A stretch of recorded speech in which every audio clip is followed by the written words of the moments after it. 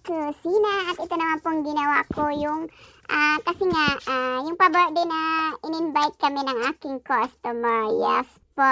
Dahil alam ko namang mas may pera pa sa akin yung aking customer. Tapos alam ko rin na marami din siyang bulaklak matatanggap. Kaya ito na lang, made with love.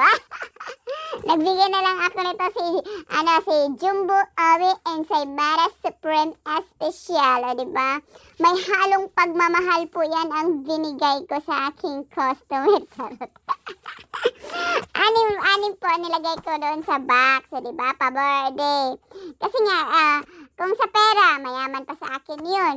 Kung sa mga bulaklak, may mga bulaklak din matatanggap. O, diba? Saan ipagsiksik ng aking customer, diba?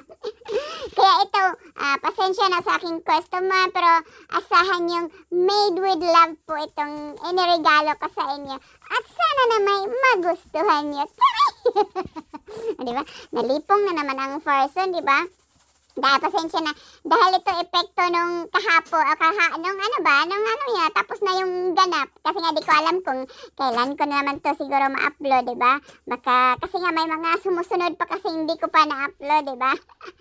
Ay, nako, ito na nga, diba? Binax ko rin naman. Kaya, tapos nilagyan ko rin yan ng pa-happy birthday sa aking customer. O, dito na, diba? May paano na tayo, may pa-tawag nito, may pa-bedya ng pa-slide. Kaya lang baka, kahit hindi pa tayo monetize, baka, Diyos ko, maano tayo sa music. Kaya tinanggal ko na lang yung music, diba? Salamat po talaga. Kasi nga, tinanong ko talaga yung aking customer kung seryoso siya sa pag-invite sa akin. Kasi nga, first time. Kasi nga, wala naman kaming banding tong customer ko, diba? Hindi wala kaming banding. Basta, lang ko, tendera ako, tapos customer siya. Yun lang ang ano namin, no?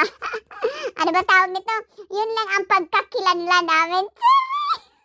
Diba, nabuang na naman si Inday Jennifer. Kaya, thank you po. Mag-enjoy po ang person. Kaya, sa mga susunod na video, di ko po alam kung anong itsura ko. Ay, ito na pala yung tinawag na yung birthday celebrant. Ayan siya.